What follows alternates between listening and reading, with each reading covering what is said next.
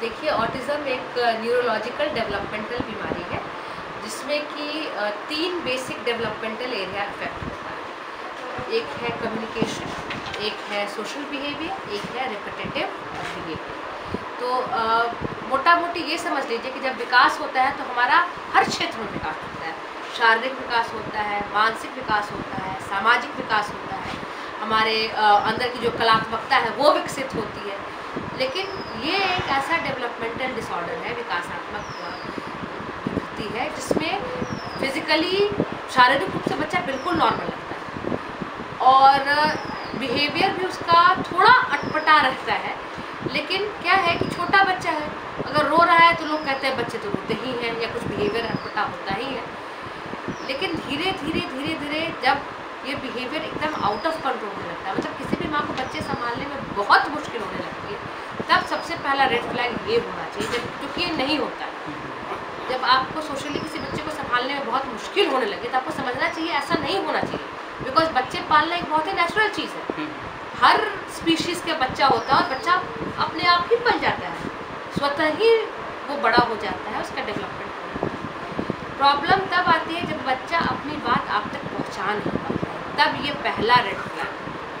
तो हमारे पास जो भी पेरेंट्स आते हैं उनका सबसे पहला कंसर्न होता है कि हमारा बच्चा बोल नहीं रहा है। जैसे अभी आप देखे होंगे बच्चों को, तो कुछ बच्चे तो हैं जो बिल्कुल ही नहीं बोल पाते। अच्छा, अब बच्चा बोल नहीं रहा है तो ऐसे बच्चे को तो मूक बधिर के नाम से पहले जाना जाता था, अभी हियरिंग इम्पेयर्ड और स्पीच इम्पेयर्ड बोला जाता है। तो धारणा ये थी कि अगर हम बोल नहीं सकते, भगवान न करे अगर आज हम में से किसी को पैरालिसिस हो जाए तो हम लोग तुरंत मूक हो जाएंगे, लेकिन अपनी बात जेस्चर से आपको बता सकते हैं कि मेरा सर दुख रहा है, हमको ये नहीं पसंद है, तुम जाओ, हाँ ना। ये तो कोई भी बच्चा नेचुरली ही सीखता है, तो ये भी हमारे बच्चे नहीं कर पाते। तो जो संचार का बहुत बेसिक होता है कि अपनी चीज़ आप तक पहुंचा सके या आपकी चीज़ हम समझ सकें, उसमें सबसे बड़ी अड़चन आती है। देखिए, अगर कोई अच्छा थेरेपिस्ट हो, जैसे विदेश है, तो विदेशों में 6 से 7 महीने तक आप एकदम पहचान सकते हैं कि बच्चे को कुछ ऑटिज़म के लक्षण हैं। जैसे उसका आई कांटेक्ट नहीं होगा। 6 महीने के बच्चे को आप कहिएगा बाबू चंदा मामा कहाँ है, तो ऐसे मुड़ के देखेगा। अगर आप 6 महीने के बच्चे को देख के 3 महीने के बच्चे को भी देख के स्माइल कीजिएगा तो वो भी वापस सोशली स्माइल करेगा आपको। तो ये सब छोटी छोटी चीज़ें हैं जो हमारे बच्चे नहीं कर पाते और एज पेरेंट हम नोट भी नहीं कर पाते हैं कि ये नहीं हो रहा है। तो अभी हमारे देश में होना शुरू ही हुआ है, लेकिन विदेशों में जनसंख्या चूँकि बहुत ज़्यादा है, चूँकि वहाँ काफ़ी रिकॉर्डेड काम होता है, इसलिए 6-7 महीने पर अगर आप रिस्क में हैं, जैसे कि अगर आपके फैमिली में किसी भी बच्चे को ऑटिज़म है तो 6-7 महीने से ही आपका ट्रीटमेंट शुरू हो जाता है। बल्कि अगर आपके सिबलिंग को ऑटिज़म है तो जन्म लेते ही आपकी थेरेपी शुरू हो जाती है, जो कहते हैं अर्ली इंटरवेंशन और अर्ली प्रिवेंशन, सो दैट वो आगे चल के विकराल रूप न धारण। देखिए, उसके लिए हमने एक ऐसा पोस्टर बनाया है, ये ऑटिज़म के प्रारंभिक लक्षण का पोस्टर है और ये काफ़ी सिंपल भाषा में लिखा हुआ है, आप देखेंगे जगह जगह लगाया हुआ है। हमने हमारी ये रिक्वेस्ट थी बिहार सरकार में कि हर प्राइमरी सेंटर में इसको लगाया जाए। जैसे आप टीकाकरण के बारे में बात करते हैं तो हर जगह लगाए हैं कि टीका लगाइए, है ना। तो अगर इस सिंपल 11 चीज़ों को लगा दिया जाए तो कम से कम पेरेंट के दिमाग में कुछ तो खटका होगा, इंस्टेड ऑफ ये कहने कि फलनवा के बाबा 6 साल में बोललखिन, अब फलनवा के नाना 3 साल में चललखिन, उससे तो अच्छा है कि आप ये लगाएं। तो ये सबसे, आपने बहुत अच्छा सवाल किया कि ये सबसे बड़ा हिंड्रेंस है, क्योंकि जब बच्चे हमारे पास आते हैं, जैसे मैंने कहा 5-6 महीने में शुरू हो जाता है। अगर आपके सिबलिंग को प्रॉब्लम है तो जन्म देते ही शुरू हो जाता है, तो ऑब्वियसली आपका रिकवरी ज़्यादा अच्छा होगा। और हमारे पास जब गांव के बच्चे आते हैं तो 6, 7, 8, कई बार 13, 14 साल के हो चुके होते हैं, तब तक बहुत देर हो चुकी होती है। जैसे आप समझिए कैंसर लास्ट स्टेज में पहुंच गए, तब क्या करेंगे। क्या हुआ कि ये बहुत ही पर्सनल, एक बहुत ही व्यक्तिगत समस्या थी मेरा जो पहला बेटा है, जब वो 3 साल का था तो हम लोग US से जस्ट लौट के इंडिया आए थे। जैसे कि मैंने आपको कहा कि 5-6 साल में पता चल जाता है, मुझे भी नहीं लगा था कि उसमें कोई दिक्कत है। हम लोग US से लौट के इंडिया आए थे और चूँकि पौने 3 साल का था, वो फरवरी में 3 साल का होता, हम लोग दिसंबर में लौट के आए थे, या फिर मार्च वगैरह में एडमिशन शुरू होते हैं। तो लोगों ने कहा कि उसको एक बगल के जो प्ले स्कूल है उसमें डाल दिया जाए। हम बैंगलोर में थे। तो जब उसको मैं पहले दिन लेके गई तो मुझे लगता था कि मेरा बच्चा बिल्कुल नॉर्मल, कोई पहले दिन उसको लेके गई मैं और टीचर ने सभी बच्चों का लाइन बना ली, जैसे प्रार्थना के लिए लाइन लगा जाती है, सभी बच्चे ने लाइन लगा लिया। मेरा बच्चा उधर भाग रहा है, फिर टीचर पकड़ के ला रही है, फिर भाग रहा है, कितना भी बुला रही है नहीं सुन रहा है। उस दिन उसको देखकर हम उम्र बच्चों के साथ मुझे लगा कुछ तो गड़बड़ है, लेकिन क्या गड़बड़ है ये मेरे को समझ में नहीं है। तो फिजिकली बिल्कुल ठीक था, मेरे पास नॉलेज नहीं था कि ऑटिज्म नाम का चीज़ भी क्या होता है। तो आप जो कह रहे हैं गांव में, ऑल्दो मैं पढ़ी लिखी लेडी हूँ और बैंगलोर जैसे शहर में रहती थी, उस समय मुझे भी कोई आइडिया नहीं था कि ऑटिज्म क्या होता है। फिर चूँकि हम लोग बैंगलोर में थे तो हम पीडियाट्रिशियन को दिखाया, उन्होंने कहा कि 1-2 महीना रुक जाओ। फिर जब उसका 3rd बर्थडे हो गया 3.25 साल का, तब उन्होंने कहा आप निम्हांस लेके जाइए।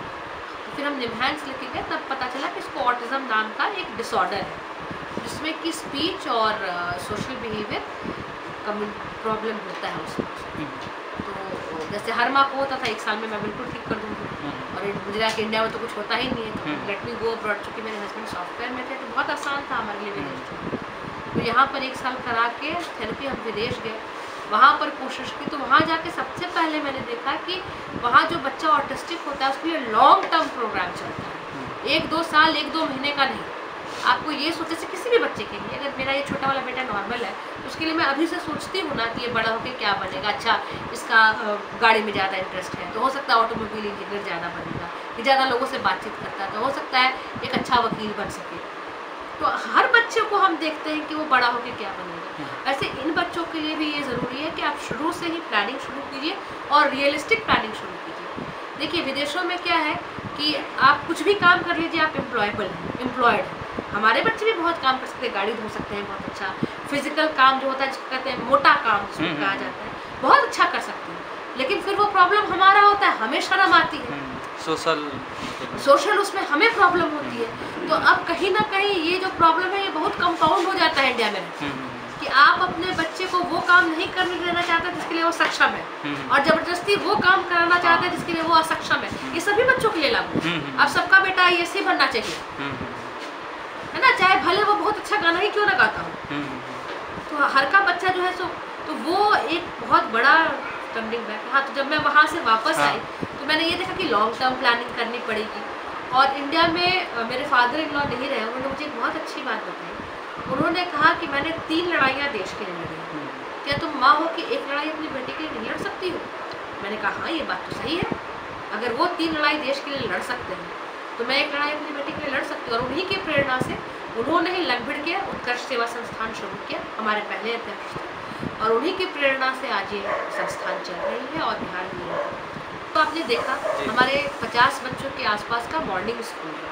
इसके अलावा इतनी ही संख्या में हमारे पास शाम को छोटे बच्चे आते हैं 2 साल से लेकर 5 साल के उम्र में, जिनका हम अर्ली इंटरवेंशन करते हैं। जो कहा ना कि 2 साल से 5 साल के इसके अलावा जगह